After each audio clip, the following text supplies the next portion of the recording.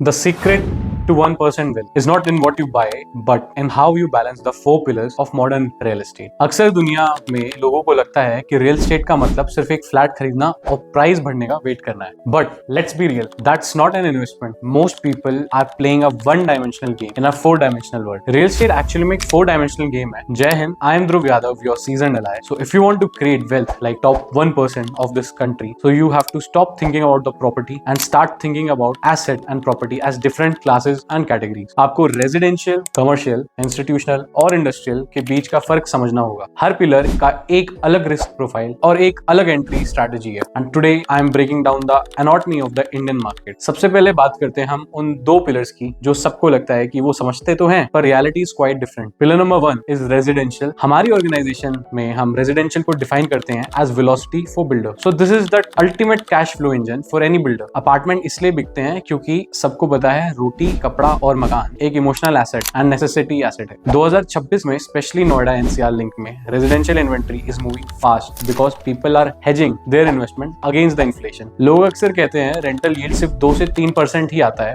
But as qualified finance and real estate professionals हम उसे थोड़ा अलग तरीके से देखते हैं. अंडर कंस्ट्रक्शन रेजिडेंशियल प्रोजेक्ट में इन्वेस्ट करना is one of the most powerful wealth building tool. जब आप अर्ली स्टेज पर एंटर करते हो तो you are securing equity as at a discount level. Project जैसे जैसे माइलस्टोन अचीव करता जाता है, आपकी मार्केट प्रॉपर्टी का रेट री-रेट होता जाता है. असली अल्फा मूव तब आता है जब आप एंट्री प्राइस और पोजीशन प्राइस का गैप देखते हो. अगर आपने प्री लॉन्च में एंट्री ली है तो पोजीशन का टाइम आने तक रेंट आपकी जो रेंटल आरओआई होगी वो आपकी original cost per 6 to 8 to 12% तक भी आ सकती है. You enter as a strategic investor, you ride the appreciation wave and exit a high yield asset owner. ये इमोशनली सिक्योरिटी और फाइनेंशियल ग्रोथ का परफेक्ट कॉम्बो है बिकॉज आपको प्री लॉन्च में बहुत अच्छा डिस्काउंट मिल जाता है and early appreciation keeps on adding. Pillar 2 is commercial. ये आपका एक पेंशन इंजन जैसा होता है. Office space, retail, grade A malls. यहाँ हम बिल्डिंग का फसाड नहीं देखते, हम कैपिटल रेट्स, टेनेंट क्वालिटी और वेटेड एवरेज लीज एक्सपायरी देखते हैं. That is well. Commercial yields में इंडिया में यूजुअली 7 to 9% के बीच रिटर्न आता है. हमारी डाइल्यूशन मैट्रिक्स इंश्योर करती है कि इन्वेस्टर्स उन एसेट्स में एंटर करें जो इन्फ्लेशन को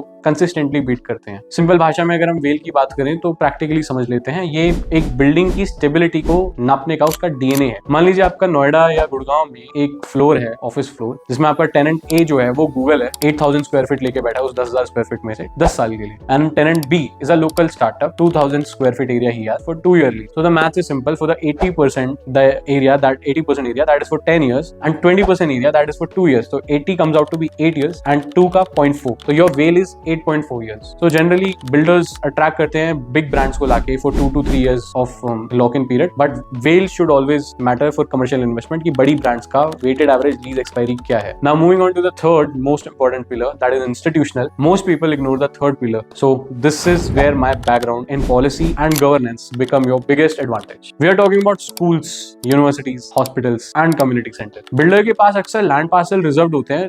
Majorly जब वो integrated township plan करते हैं master plan में, तो उनको एक area allot किया जाता है to develop the infrastructure जिसमें hospital या education center या ये सब चीजें उनको लानी होती है. But they generally see it as a liability. But institutional assets are recession proof. मार्च 2026 की global volatility देख लीजिए. Market may crash, but आज के टाइम में health issue are very common and we still lack basic infrastructure and accessibility. So it is like a demand is high but the supply is short. और बच्चे हमेशा school जाएंगे, so this is a revolving cycle. So generally what happens is that institutional investments are long term, 30 years 40 years lease with stable operators. So हमारी firm builders को, investors को consult करती है कि कैसे सही operators लेके आए, hospital chain हो या education groups हो या it is a hotel chain, and to dilute their asset to get a better yield. So institutional asset is something that operates for your generational wealth without touching a brick. So institution is that backbone for any smart township, social infrastructure and a massive value multiplier for the surrounding residential. Now moving on to the fourth pillar, that is industrial, the new India gold mine. 2026 का सबसे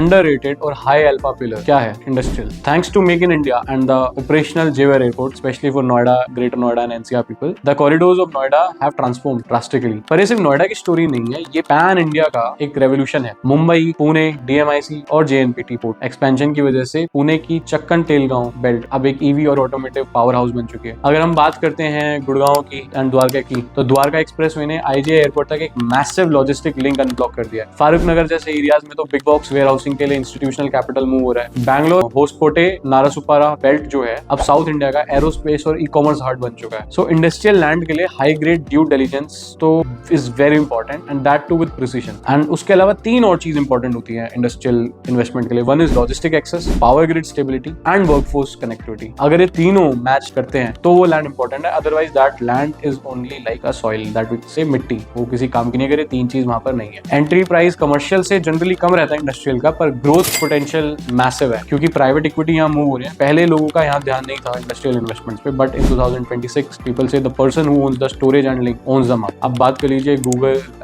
Amazon, Blinkit, Zepto, Instamart, Ola Bike, Zip Bike, all the industry either manufacturing, FMCG, service industry, they all require industrial land for warehousing, storage, transportation. So moving on to the conclusion, the dilution matrix. एक true market architect किसी एक pillar पर नहीं रुकना चाहिए। हम इन चारों के बीच synergy ढूंढते हैं। A builder who only build flat is vulnerable, but a builder or investor who uses dilution matrix to balance residential for cash flow, commercial for yields, institutional for stability and industrial for long term is the alpha, and also the investor is invincible. हम सिर्फ दीवारें नहीं खड़ी कर रहे हैं, हम एक इकोसिस्टम डिजाइन कर रहे हैं। So in the next video we deep dive into pre launch arbitrage कि कैसे आप प्रोजेक्ट शुरू होने से पहले ही प्रॉफिट लॉक कर सकते हैं using the exact math that we use for our institutional and retail client. So subscribe to the channel and join the strategic movement in real estate with me. I am Dhruv Yadav signing off. Jai Hind.